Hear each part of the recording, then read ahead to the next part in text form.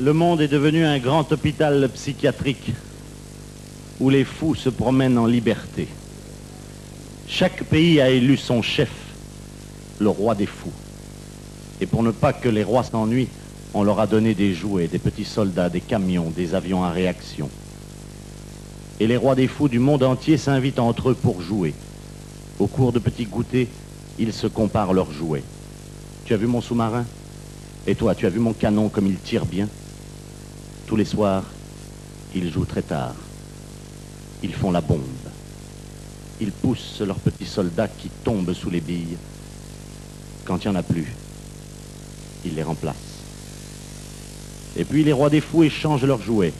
Je te prête mon pétrole, mais toi tu me prêtes ta bombe à neutrons. D'accord, file-moi ton uranium et je te prêterai mes camions de soldats. Et puis il y a des rois des fous qui n'ont rien à échanger. Pas de jouets, même pas de quoi manger. À 4 heures, ils ont droit à un petit goûter à partager en 3. Ils vivent au tiers. C'est le tiers-monde. Ils traînent derrière eux, au bout d'une ficelle, un lapin qui joue du tambour. Et en les voyant passer, les rois des fous du monde entier leur jettent pour s'amuser des petits noyaux d'olives nucléaires. Et puis de temps en temps, il arrive un docteur qui veut soigner les fous. On l'appelle prix Nobel de la paix. On lui met une grosse médaille sur le cœur qui brille au soleil pour qu'on voit bien l'endroit où il faut tirer pour le tuer. Et la vie continue.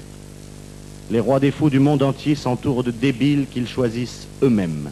Le premier débile, le débile des armées, le débile des finances, ça s'appelle un gouvernement. Et dans le monde entier, les débiles donnent des conseils aux rois des fous pour gouverner les cons. Et les cons, cherchez pas dans l'histoire, c'est toujours nous. Mais si les cons du monde entier voulaient se donner la main, on obligerait les fous à ranger leurs jouets, leurs chars, leurs canons, leurs avions.